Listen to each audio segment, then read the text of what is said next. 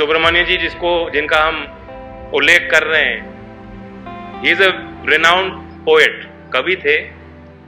क्रांति की अलख जलाने का काम उनके शब्दों ने किया।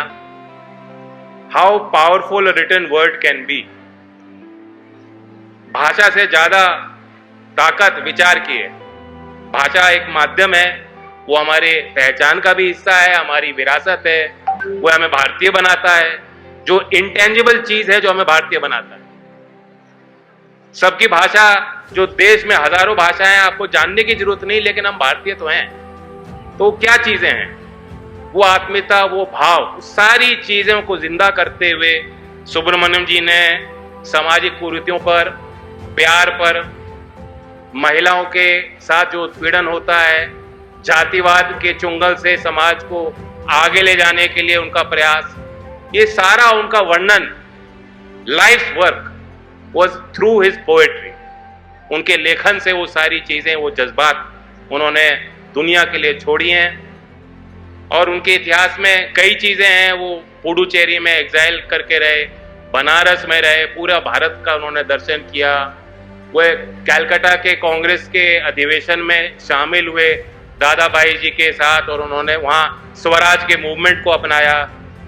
तो he was a freedom fighter, he was a poet, he was a great human being. Today we are celebrating him. और उनके बारे में एक खास बात है कि he gave his last lecture उन्होंने 1921 में दिया। Topic was man is immortal. लगभग आज से 10-15 साल पहले उनकी पोती जो बाहर रहती हैं, भारत में आई, और एक उन्होंने लेक्चर वहीं से दिया जहां से उनके दादाजी ने लेक्चर दिया। और उन्होंने वर्णन किया कि उस समय ये टॉपिक, शीर्षक उनका था कि man is immortal. And you know how he passed away. He was killed by elephant who he used to feed. So he was injured, and after some time he passed away. He could not recuperate from that injury he sustained through the elephant. और ताजुब की बात है कि elephant जितना बड़ा जानवर could not kill the giant intellectual that Subramanian ji's life's work established him to be.